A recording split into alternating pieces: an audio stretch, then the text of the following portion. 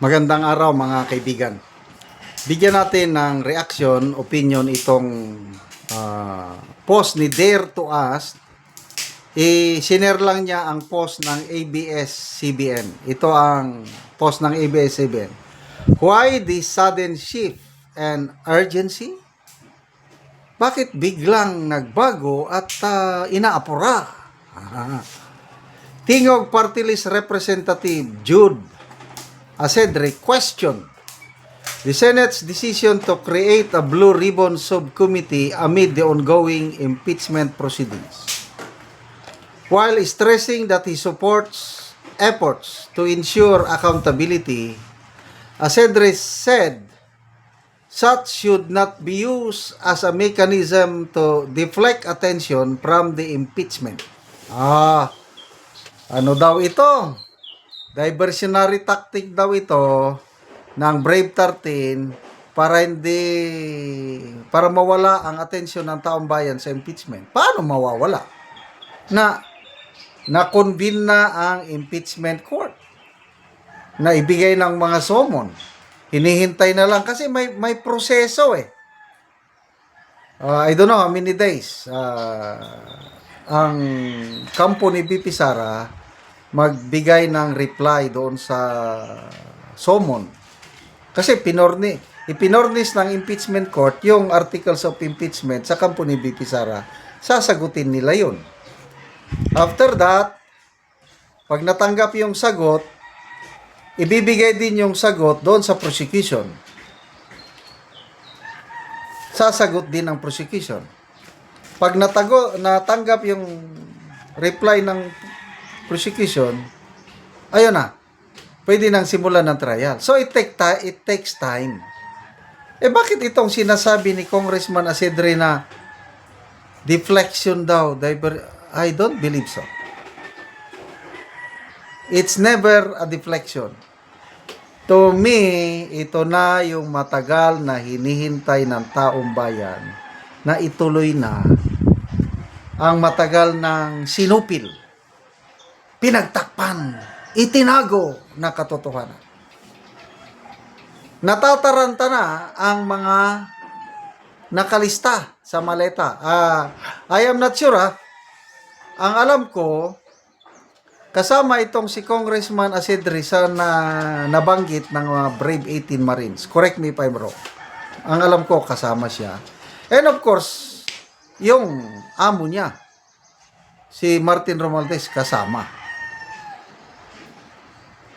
So itong mga nailista, silang nagko-question. Example, si Senate President Soto, nagbigay din siya ng reaksyon.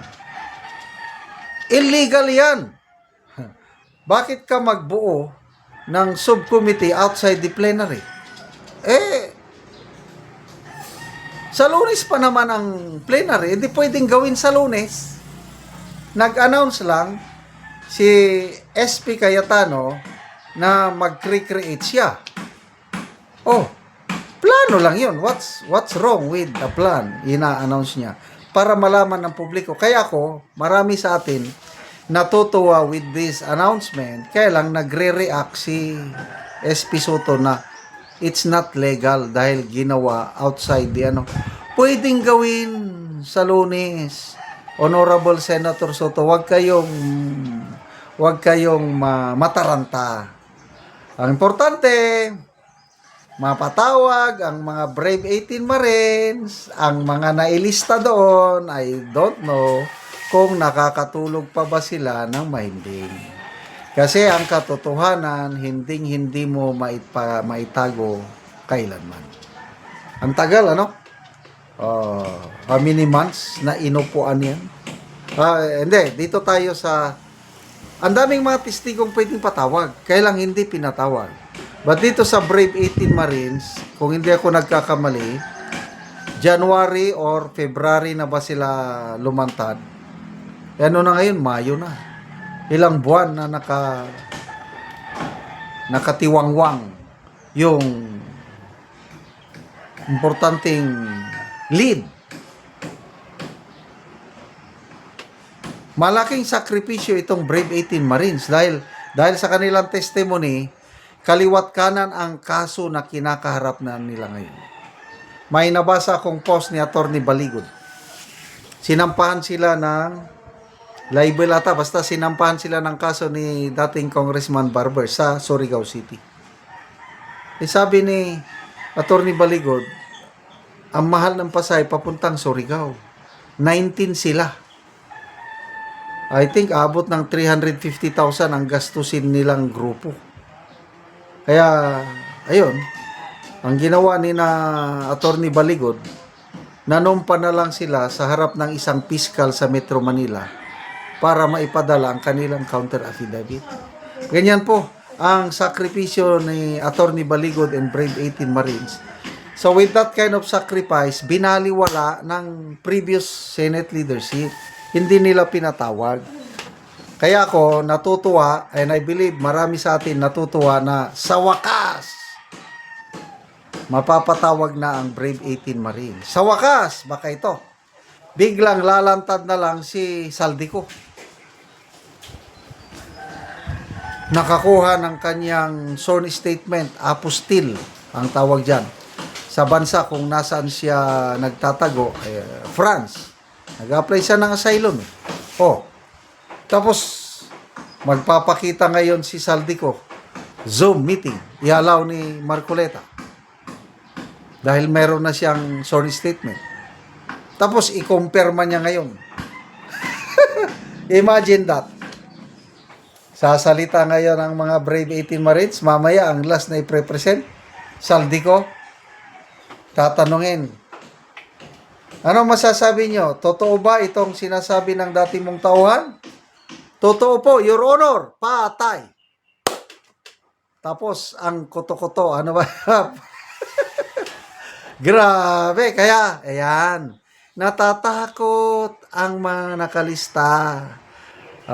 Sino pa ang mga kumu-question? I think si Senator Erwin Tulfo. Sinabihan siya ni SP Cayetano, natatakot ka ba sa Blue Ribbon hearing? Handa ka na ba? So, good luck sa mga nakalista, na mga nakatanggap ng maleta. Dito na natin mapapatunayan kung nagsasabi ng totoo or nagsisinungaling ang Brave 18 Marines. Salamat mga kaibigan sa inyong pagsubaybay sa channel ito. Nakakatulong kayo ng malaki sa tribong Talanding ng Bukidnon dahil ang sweldo natin sa channel na ito is pantulong po sa tribo. Namimigay tayo ng libreng yero at pako para makapagpatayo sila ng mas maayos na tirahan. Panoorin nyo ang video na ito. Ang natabangan na maugsin. So mag-atop na yun niya siya karon.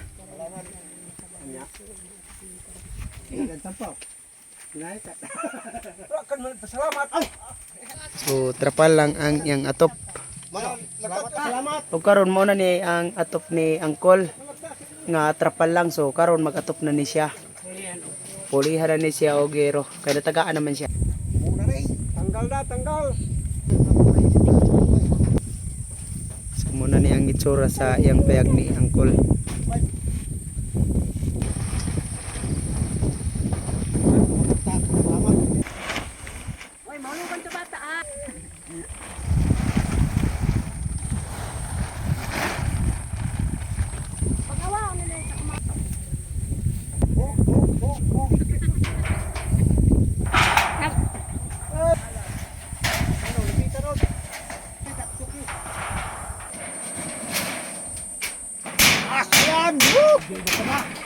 Karon naman na gyud ang balay ni Angkol sa pag-atop, so nindot na gyud siya nga tan-awon. Ako ga pasalamat yod sa una gid sa Ginoo. Salamat nga natagan na gid ko og sin nga ako nga maatop. So akong pasalamatan og akong magaampo kanunay nga ang sponsor nga matagan og mayong panglawas og dugang kadasig sa paghatag sa mga sin nga sama sa atong gyapon nga kabalay. Oo. Daghang salamat. So dagan ka.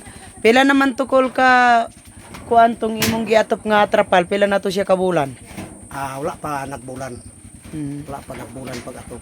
So, mga duha ka semana. Mga duha ka semana. O niabot na dahil ang sin. Oo, so dili na to siya mo lahutay. Dili man hutay ka apit na gani may kibagyuan napit na. Oo, sige, salamat kayo, Col.